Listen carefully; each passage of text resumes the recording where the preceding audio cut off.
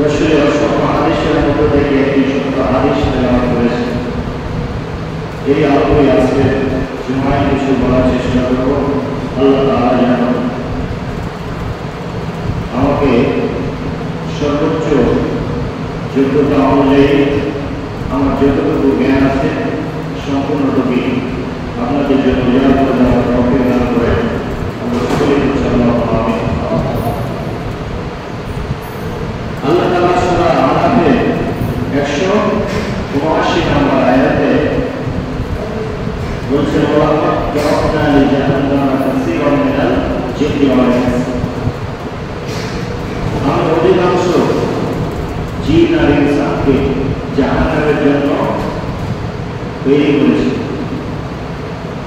আমার অধিকাংশ জিন আর ইনসান অর্থাৎ মানুষকে জাহান্নামের জন্য সৃষ্টি করেছি। অপরাধী লাহুম কুলুবুন লা ইয়াফকাহুনা বিহা, আমি তাদেরকে অন্তর দিয়েছিলাম যে অন্তর দ্বারা তারা অনুধাবন করে। লাহুম আ'য়ুনুন লা ইউবসিরুনা বিহা, তাদেরকে চোখ দিয়েছিলাম কিন্তু চোখ দ্বারা তারা দেখেনি। লাহুম আযানুন লা ইয়াসমাউনা বিহা, তাদেরকে কান দেওয়া হয়েছিল, এই কান দ্বারা শোনেনি। উলাইকা কালান্নাম, এরা হচ্ছে চতুষ্প জন্তুর মতো, বালুম অদল, বরং এর চাইতে নিকৃষ্ট। উলাইকা হুমুল গাফিলুন, আরেকটা অপরাধ হচ্ছে যে তারা গাফিলের মতো জীবনযাপন করেছে দুনিয়াতে। তারা অন্তর দিয়ে অবলম্বন করেনি, চোখ দিয়ে দেখেনি, কান দিয়ে শোনেনি, আর গাফিল উদাসীনের মতো জীবনযাপন করেছে। এই জন্যই তাদের অধিকাংশই জাহান্নামে। আল্লাহ রাসূলের একটা হাদিস, কিয়ামতের দিন আল্লাহ তাআলা আদম আলাইহিস সালামকে ডাকবেন, আদম আলাইহিস সালামকে ডাকবেন। কিয়ামতের দিন আদম আলাইহিস সালাম থেকে পৃথিবীর শেষ পর্যন্ত যে ব্যক্তিটি জন্মগ্রহণ করেছে সবাইকে একত্রিত করা, সবাইকে এক জায়গায় দাঁড় করানো হবে সবার বিচারের জন্য। আল্লাহ তাআলা আদম আলাইহিস সালামকে ডাক দিবেন, দিয়ে বলবেন যে এদের মধ্য থেকে যারা জাহান্নামী তুমি তাদেরকে আলাদা করে দাও। আদম আলাইহিস সালামকে আল্লাহ তাআলা নির্দেশ দিবেন যে এই মানুষগুলোর মধ্যে মানে আদম আলাইহিস সালাম থেকে কিয়ামত পর্যন্ত যত মানুষ এসেছে এদের মধ্য থেকে যারা জাহান্নামী তাদেরকে আলাদা করে দাও। আদম আলাইহিস সালামকে আল্লাহকে বলবেন, আল্লাহ কিভাবে আলাদা করবো? কতজনের মধ্যে কতজনকে জাহান্নামের জন্য বাছাই করবো? আল্লাহ তাআলা বললেন 1000-এর মধ্যে 999 জনকে জাহান্নামের জন্য বাছাই করবো। 1000-এর মধ্যে 999 জনকে জাহান্নামের জন্য বাছাই করবো। এই আয়াতের সাথে হাদিসের মিল আছে। আল্লাহ তাআলা বলেছেন, ওয়ালাকাদ জাআলনা লিজাহান্নামা কাসীরাম মিনাল জিন্নি ওয়াল ইনস, অধিকাংশ জিন আর ইনসানকে জাহান্নামের জন্য তৈরি করা হয়েছে। আবার হাদিসের মধ্যে আল্লাহ রাসূল বলছেন, কিয়ামতের দিন আল্লাহ তাআলা আদম আলাইহিস সালামকে জাহান্নামে আলাদা করার জন্য বলবেন। আদম আলাইহিস সালাম যখন প্রশ্ন করবে কিভাবে আলাদা করবো, আল্লাহ তাআলা বলবেন 1000-এর মধ্যে 999 জনকে জাহান্নামের জন্য বাছাই করবে। এখন চিন্তা করে দেখেন অবস্থা কত ভয়াবহ। এখন দেখেন আমরা দুর্গাপুর গ্রামে বাস করি। বাংলাদেশ হচ্ছে একটা মুসলিম দেশ, বাংলাদেশ হচ্ছে কি মুসলিম দেশ, কিন্তু পৃথিবীর বেশিরভাগ দেশই কি মুসলিম না। পৃথিবীর মেজরিটি দেশ হচ্ছে অমুসলিম, খ্রিস্টান, হিন্দু, ইহুদি এরকম। এখন দেখেন আল্লাহ তাআলা বলছেন, ইন্নাল্লাহা লা ইয়াগফিরু আন ইউশরাকা বিহি ইয়াগফিরু মা দুনা যালিকা লিমান ইয়াশা। আল্লাহ তাআলা মুশরিকদেরকে মাফ করবেন না। আল্লাহ তাআলা মুশরিকদেরকে ক্ষমা করবেন না, এর বাইরে যাকে ইচ্ছা তাকে ক্ষমা করবেন। এখন পৃথিবীর বেশিরভাগ মানুষ মুশরিক নাকি ইমানদার? পৃথিবীর বেশিরভাগ মানুষ মুশরিক। ইহুদিরাও মুশরিক, খ্রিস্টানরাও মুশরিক, কারণ তারা শরীক করে। এটা কোথায় বলা হয়েছে? কোরআনে। অকালাতিল ইয়াহুদু উযাইর ইবনুল্লাহ। ইহুদিরা বলে উযাইর আল্লাহর পুত্র। তাহলে মুশরিক না? আল্লাহর কি কোনো সন্তান আছে? না। সুবহানাল্লাহ, তিনি পবিত্র। তাহলে এক নম্বরে বেশিরভাগ মানুষ কি মুশরিক। আর যারা মুশরিক তারা কোথায় যাবে? জাহান্নামে যাবে। আল্লাহ তাআলা কি বলছেন? যে আমি বেশিরভাগ জিন আর ইনসানকে জাহান্নামের জন্য তৈরি করেছি। এবং বর্তমান পৃথিবী দেখেন, একটু গবেষণা করে দেখেন যে আসলে এই আয়াতের সাথে হাদিসের মিল কতটুকু হয়। আল্লাহ তাআলা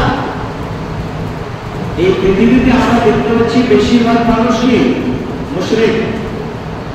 তারা আল্লাহর সাথে শরীক করে। ওয়াকালাতিন নাসারা মাসীহ ইবনুল্লাহ। আর যারা নাসারা খ্রিস্টান তারা বলে ঈসা আলাইহিস সালাম আল্লাহর পুত্র। এক নম্বর ইহুদিরা বলছে উযাইর আল্লাহর পুত্র, উযাইর আলাইহিস সালাম। আবার খ্রিস্টানরা বলছে ঈসা আলাইহিস সালাম আল্লাহর পুত্র। তাহলে এই দুইটা পুত্র যে মুশরিক, এটার কোনো সন্দেহ নাই, কারণ আল্লাহ কোরআনে এটা বলেছে। এখানে দ্বিতীয় কোনো দলিল খোঁজার প্রয়োজন নাই। সুতরাং এরা শিরক করেছে আর আল্লাহকে মাফ করবেন না। তাহলে বেশিরভাগ মানুষ গণনার দিক দিয়ে পৃথিবীতে কি ঈমানদার নয়, বেঈমান, আল্লাহকে অস্বীকার করে অথবা আল্লাহর সাথে শরীক স্থাপন করে। এবার দেখেন মুসলিমদের মধ্যে একটু আসায় আমাদের গ্রামে একটু গবেষণা করে দেখেন কি অবস্থা হয়। আমাদের গ্রামে নামাজ আদায় করতে পারবে এরকম লোকের সংখ্যা, যাদের উপর নামাজ ফরজ হয়েছে, এরকম লোকের সংখ্যা কত হবে? চিন্তা করেন। নামাজ আদায় ফরজ হয়েছে যাদের উপর, এরকম লোকের সংখ্যা 300 ঘরে কম পক্ষে 600, নাহলে তো 300 হবে। তাহলে 5 ওয়াক্ত নামাজ আদায় করে প্রয়োজন। আল্লাহ তাআলা কি শুধু জুমার নামাজ ফরজ করেছেন নাকি 5 ওয়াক্ত ফরজ করেছেন? মান তারাকা সালাতা মুতাআম্মিদান ফাকাদ কাফারা। ইচ্ছাকৃত নামাজ ছেড়ে দিল, সে কুফরি করলো। আর যে কুফরি করবে সে কোথায় যাবে? এটা আমার কথা, রাসূলের কথা, আল্লাহ রাসূলের কথা। তাহলে 300-400 লোকের মধ্যে বেশিরভাগই কি 5 ওয়াক্ত নামাজ আদায় করে। এবার যারা নামাজ পড়তে আসছি দেখেন, নিয়মিত 5 ওয়াক্ত নামাজ আদায় করি, এদের মধ্যে দেখবেন অনেকে সুদ খায়। 5 ওয়াক্ত নামাজ আদায় করি আবার সুদ খায়। 5 ওয়াক্ত নামাজ আদায় করি আবার ওজনে কম দিন। 5 ওয়াক্ত নামাজ আদায় করি আবার খাদ্যে ভেজাল দিন। 5 ওয়াক্ত নামাজ আদায় করি, 5 ওয়াক্ত মিথ্যা কথা বলি। এরকম আছে না? তাহলে আল্লাহ তাআলা কতগুলো কাবিরা গুনার কথা বলেছেন, এর মধ্যে বেশিরভাগ কাবিরা গুনার মধ্যে আমরা জড়িয়ে আছি। আল্লাহ যে বলছেন ওয়ালাকাদ যারানা লিজাহান্নামা কাসীরুম মিনাল জিন্নি ওয়াল ইনস। আমি অধিকাংশ জিন আর ইনসানকে জাহান্নামের জন্য সৃষ্টি করেছি। লাহুম কুলুবুন লা ইয়াফকাহুনা বিহা। তাদের অন্তর দিয়েছি, তারা অনুধাবন করেনি। এবার চিন্তা করে দেখেন, আল্লাহ তাআলা সবাই গ্রহণ করে দিয়েছেন, আমরা সবাই এক বাক্যে মেনে নিই। যে ব্যক্তি নামাজ ছেড়ে দেয় সে কুফরি করে, ইচ্ছাকৃত নামাজ ছেড়ে দিল। বান্দা আর কাফেরের মধ্যে পার্থক্যকারী ইবাদত হচ্ছে নামাজ। এরপরেও বেশিরভাগ মানুষ নামাজে আসে না, তাহলে অন্তর থাকার পরেও কি হলো? লা ইয়াফাউনা বিহা, অন্তর দিয়ে কোনো দাওয়াত করি। ওয়ালাহুম আ'য়ুনুন লা ইউবসিরুনা বিহা, এরপর অনেকের চক্ষু দেওয়া হয়েছে, চোখ দিয়ে তারা দেখে না। এবার চিন্তা করে দেখেন, মানুষের জীবন চলার একমাত্র পথ হচ্ছে সংবিধান। আল্লাহর পক্ষ থেকে নির্দেশিত জান্নাতে যাওয়ার জন্য একটা সংবিধান এসেছে, সংবিধানের নাম হচ্ছে কোরআন। এবার যারা নিজেদেরকে মুসলিম দাবি করে, এদের মধ্যে অনেক লোক আছে যারা বলে কোরআন সংবিধান মানুষের তৈরি সংবিধান। তাহলে যারা নিজেদেরকে কোরআনের সংবিধানের আলোকে চলতে অস্বীকার করে, তাদের অবস্থা কোথায় হবে? আল্লাহ তাআলার বিধান পছন্দ হয়নি। তাহলে যারা মানুষের মতবাদ অনুযায়ী চলতে চায়, তাদের অবস্থান কোথায়? ওয়ালাহুম আ'য়ুনুন লা ইউবসিরুনা, চোখ আছে কিন্তু দেখে। ওয়ালাহুম আযানুন লা ইয়াসমাউনা বিহা, কান আছে তারপরও শুনে না। অসংখ্য জায়গায় মানুষ শুনছে না। এখন বর্তমান পৃথিবীতে আপনি যে কোনো বিষয়ে জানতে চান, আপনি শুধু গুগলে সার্চ করবেন, প্রতিটি বিষয় আপনি জানতে পারবেন। আপনি বাড়িতে বসে কোরআন শিখতে পারবেন, আপনি বাড়িতে বসে হাদিস দেখতে পারবেন। এত সুযোগ থাকার পরে কি আমাদের মনোভাব হচ্ছে?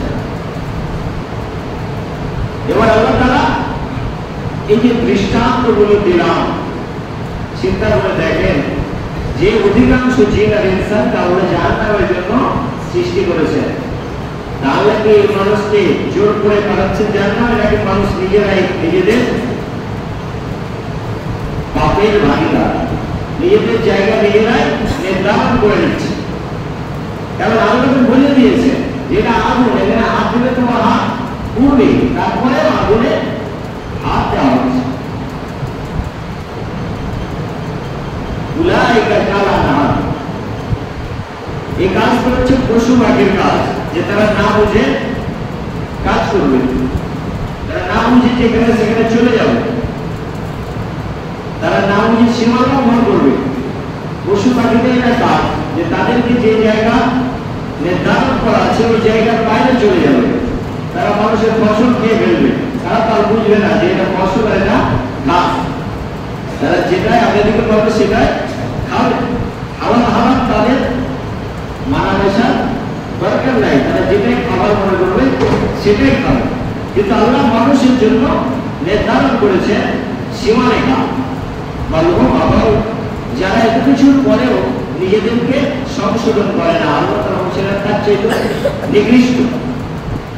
বরং পশু পাখিরা একটা নির্দিষ্ট সীমার মধ্যে থাকে, পশু পাখিরা নির্দিষ্ট সীমার মধ্যে থাকে,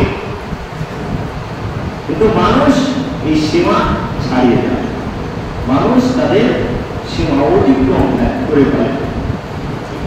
দেখবেন যে অন্যান্য যত প্রাণী আছে, অন্যান্য গাছপালা আছে, এদের মধ্যে কোনো নিয়মের পরিবর্তন নাই। আম গাছে কখনো ডাব ধরে না, আবার জাম গাছে কখনো কাঁঠাল ধরে না। এরা প্রত্যেকটা কি নিয়মের মধ্যে আছে। এদেরকে আল্লাহ যেইভাবে সৃষ্টি করেছে তারা ওই সৃষ্টির মধ্যেই আছে। আর মানুষ তাদের সৃষ্টির মধ্যে পরিবর্তন করে ফেলে। আল্লাহ বলছেন বালহুম আদম উলাইকা হুমুল গাফিলুন, আরেকটা বড় উদাহরণ হচ্ছে যে এরা হচ্ছে গাফেল।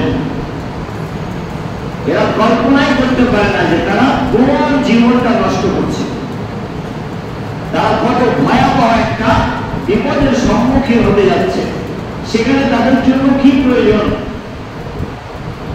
এই ব্যাপারে তাদের কোনো ধারণাই নেই। উলাইকা হুমুল গাফিলুন। এবার চিন্তা করেন আল্লাহ রাসূলের হাদিস, কুম ফিদ দুনিয়া কাআন্নাকা গারিবুন আও আবিরিস সাবিল, দুনিয়ায় এমন ভাবে থাকো যে তুমি হচ্ছে একজন মুসাফির অথবা গরিব, এইভাবে জীবনযাপন করো। এবং মুসাফির কি হয় যে কমপক্ষে 14 দিনের কম অবস্থানে নিয়োগ করবে, 14 দিনের মধ্যে আবার ফিরে আসলে সে হচ্ছে মুসাফির। কেউ যদি 1 বছরের জন্য চলে গেল সে আর মুসাফির থাকে না, 1 মাসের জন্য গেলেও আর মুসাফির থাকবে না, 14 দিনের মধ্যে ফিরে আসতে হবে। সে হচ্ছে মুসাফির, একটা নির্দিষ্ট জায়গায় অবস্থানের জন্য কমপক্ষে 14 দিন অবস্থানে নিয়োগ করবে, সে হচ্ছে মুসাফির। এবার চিন্তা করে দেখেন, কেউ যদি 1 দিনের জন্য কোথাও যাচ্ছে, 1 দিনের জন্য, তো সে কি পরিমাণ তার পোশাক আশাক খাবার এনে বাঁধতে পারে? 1 দিন যাবে, সে কতটুকু বাঁধবে তার পোশাক খাবার? 1 দিনের সমান না 2 দিনের সমান নেবে। 2টা পোশাক নিল, কিছু খাবার নিল, 2 দিন চলে যাবে, কারণ এখান থেকে ফিরে আসবে, এটা স্থায়ী জায়গা নয়। আবার কেউ ধরেন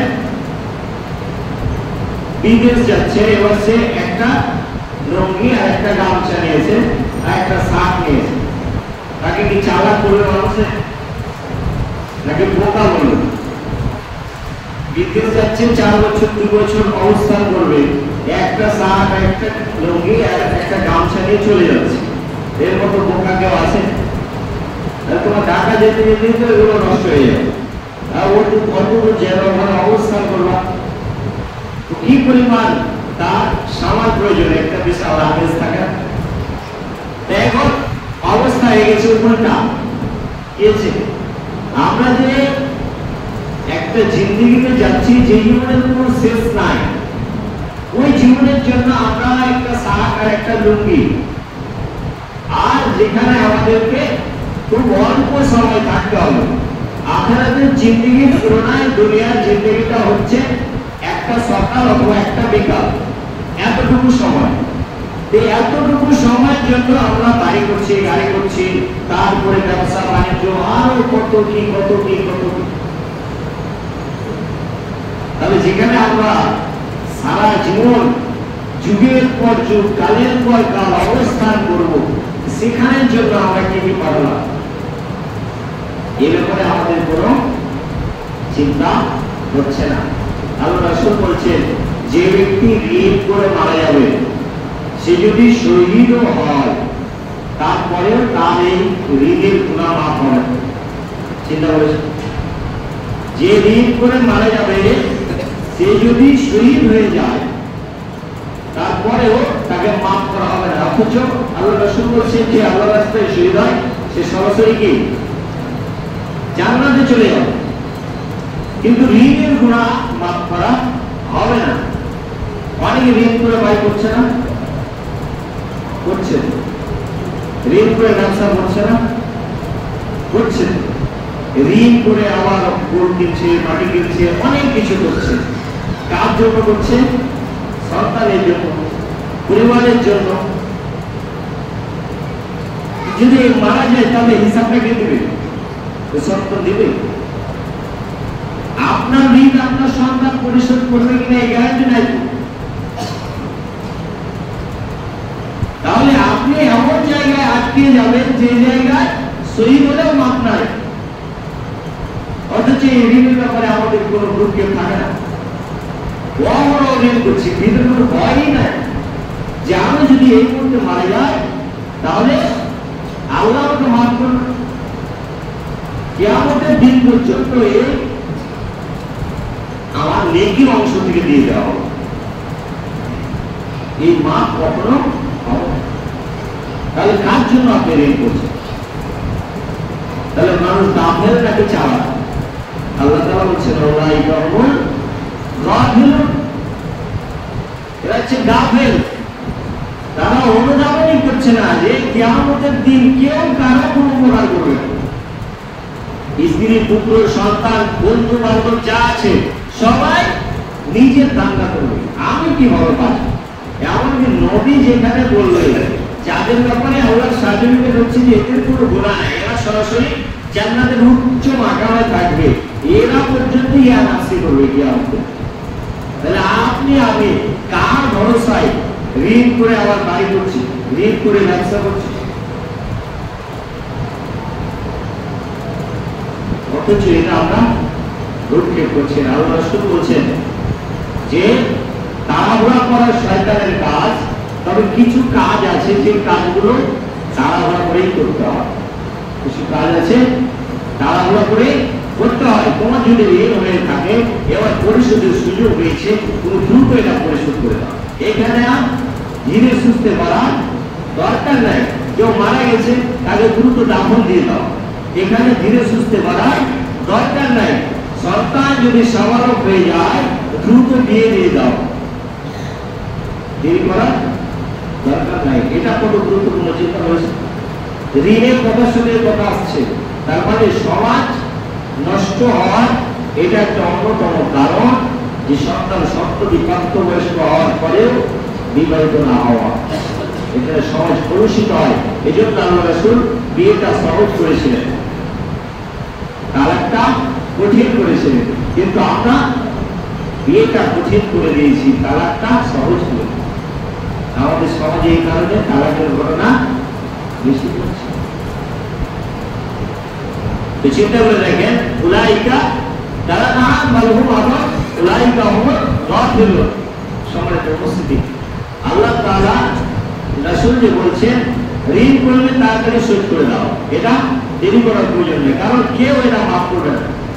এমনকি আল্লাহ রাসূল জানাই করতেন না, যাদের ঋণ থাকতো আল্লাহ রাসূল বলতেন, যে কোনো লাশ আসতো আল্লাহ রাসূল বলতেন এর কি কোনো ঋণ আছে? রাসূল বলতেন, কেউ যদি বলতো যে ওর ঋণ আছে, রাসূল সাল্লাল্লাহু আলাইহি ওয়াসাল্লাম বলতেন আমি এই জানাজা পড়বো না, তোমরা একে দাফন করে দাও, তোমরা ওর জানাজা পড়ো, তারপরে দাফন করো। বলতেন যে কেউ কে ঋণের ভার নেবে? তো কেউ যদি বলতো যে হ্যাঁ আমি এটা নিচ্ছি, তখন আল্লাহ রাসূল জানাজা পড়তেন। যে কেউ যদি ঋণের ভারটা নিয়ে নেয়, তখন রাসূল জানাজা পড়তেন। আর যখন আল্লাহ রাসূল মদিনার প্রেসিডেন্ট হয়েছিলেন, তখন তিনি বলেছিলেন আমি হচ্ছি মুসলিমদের সবচেয়ে আপনজন, এমনকি তার পিতা মাতার চাইতেও। সুতরাং কোন ব্যক্তি যদি যৌক্তিক কারণে ঋণগ্রস্ত হয়ে থাকে, তাহলে আমি তার ঋণের ভার পরিশোধ করে দেব। এখন ঋণ করার তো একটা লিমিট থাকবে, যে কি কারণে মানুষ ঋণ করেছে। কিছু মানুষ আছে যে ওর স্বভাবই হচ্ছে ঋণ করা, প্রয়োজন থাকলেও ঋণ করবে, একটা কিস্তি শেষ হচ্ছে আবার আরেকটা তুলে দিচ্ছে, ঋণ করে টাকা জমা হয়, যে এই ঋণ করলাম এটা জমা হয়, আর বাকিটা আমি কিস্তিতে সুইচ করবো। এখন ধরেন যে আপনি অসুস্থ হয়ে গেছে, আপনার চিকিৎসার প্রয়োজন, হাতে টাকা নাই, এখন আপনি বাদ করে ঋণ করছেন নাকি? এটা একটা পর্যায়ে। এমন অবস্থা হয়েছে যে আপনার বাড়িতে একবেলার খাবার নাই, এবার আপনি একবেলা খাবারের জন্য ঋণ করেছেন, এটা একটা যৌক্তিক ঋণ।